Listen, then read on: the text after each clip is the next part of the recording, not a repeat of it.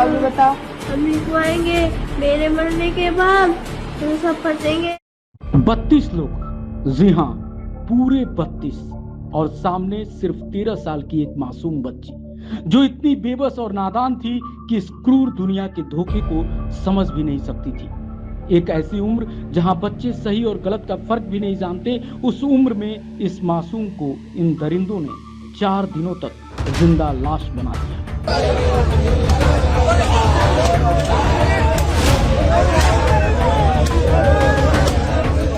राजस्थान के श्री गंगानगर की ये घटना सिर्फ एक खबर नहीं है, यह इस समाज के मुंह पर पड़ा वो तमाचा है जिसकी गूंज बहुत लंबे समय तक सुनाई देनी चाहिए। सोचकर ही रूह कांप जाती है कि दर्जनों दरिंदे एक एक करके उसकी मासूमियत को नोचते रहे। क्या उन 32 लोगों में एक भी ऐसा नहीं था जिसके भीतर का इंसान जिंदा हो? क्या किसी एक को भी अपनी बेटी, अपनी बहन याद नहीं आई? क्या किसी का जमीर एक सेकंड के लिए भी नहीं जगा?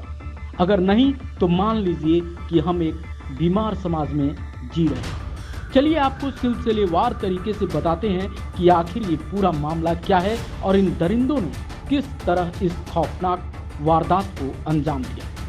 घटना की शुरुआत होती है सोशल मीडिया से। इस 13 साल की बच्ची की इंस्टाग्राम पर एक लड़के से दोस्ती होती है।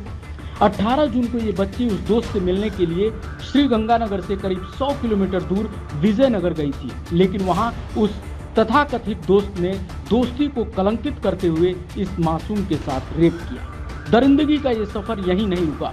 18 जून की रात को ये बच्ची किसी तरह विजयनगर से बस पकड़कर वापस श्री गंगानगर बस स्टैंड पहुंचती है।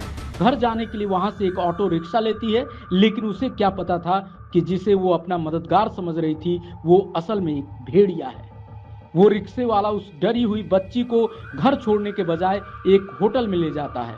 18 जून की रात से लेकर 22 जून की दोपहर तक, यानी पूरे 4 दिनों तक उस मासूम को बंधक बनाकर रखा जाता है। जानकारी के मुताबिक उसे श्रीनगर के 3 अलग अलग होटलों में ले जाया गया और उसके साथ बार बार सामूहिक दुष्कर्म किया गया। इस पूरी हैवानियत में कुल 32 लोगों के नाम सामने आए हैं, जिसमें रिक्शे वाले से लेकर मुख्य आरोपियों समेत कुल 18 लोगों को अब तक गिरफ्तार किया जा चुका है। इधर 18 जून से गायब बच्ची को उसकी मां पागलों की तरह हर जगह तलाश रही थी, रिश्तेदारों से पूछ रही थी। जब 22 जून तक कुछ पता नहीं चला तो मां ने पुलिस में शिकायत दर्ज कराई। इसके बाद पुलिस ने मुस्तैदी दिखाते हुए इस भयानक रैकेट का पर्दाफाश किया। प्रशासन ने कड़ा एक्शन लेते हुए उन तीनों होटलों पर बुलडोजर चला दिया है जहां इस घिनौने अपराध को अंजाम दिया गया। पूरे श्रीनगर में लोग सड़कों पर हैं और सिर्फ एक मांग कर रहे हैं, फांसी। सबसे डरावनी बात जानते हैं क्या है? ये 32 लोग किसी दूसरे ग्रह से नहीं आए थे, ये इसी समाज का हिस्सा है। कोई दुकान चलाता है, कोई मजदूरी करता है, कोई घूमता फिरता आम इंसान है जो दिन में शरीफ होने का ढोंग करते हैं और मौका मिलते ही भेड़िया बन जाते हैं। जब भी ऐसी कोई घटना होती है, कुछ दिन सोशल मीडिया पर गुस्सा उबलता है, मोमबत्तियां जलती हैं, नेता आते हैं, राजनीति होती है और फिर सब शांत हो जाता है। लेकिन उस बच्ची का दर्द वो तो वहीं ठहर जाता है।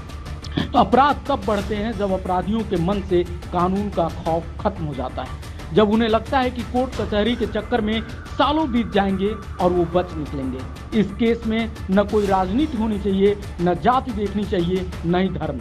यहाँ सिर्फ एक चीज होनी चाहिए, इतनी तेज और इतनी कठोर सजा कि अगली बार ऐसा सोचने वाले की भी रूह कांप जाए। आज इस देश का हर माँ बाप सहमा हुआ है। जब उनकी बेटी घर से बाहर कदम रखती है तो दिल में एक अजीब सा डर बैठ जाता है। हम चांद पर पहुंच रहे हैं, बड़ी बड़ी इमारतें बना रहे हैं, डिजिटल इंडिया की बात कर रहे हैं, लेकिन सच तो ये है कि सारे दावे खोखले हैं अगर हम अपनी बेटियों को एक सुरक्षित आसमान नहीं दे सकते। सभ्य समाज की पहचान ऊंची इमारतों से नहीं, सुरक्षित बेटियों से होती है। जरा आंखें बंद करके उस 13 साल की बच्ची की चीखते हुए दर्द को महसूस करने की कोशिश कीजिए, जो आज भी न्याय की भीख मांग रही है। अगर आज भी हम चुप रहे तो अगला नंबर किसी का भी हो सकता है। अब वक्त मोमबत्तियां जलाने का नहीं, इन दरिंदों के लिए कड़ी सजा के प्रावधान का है। आइए अपनी आवाज उठाइए, क्योंकि अगर आज नहीं बोले तो इतिहास हमें कभी माफ नहीं करेगा।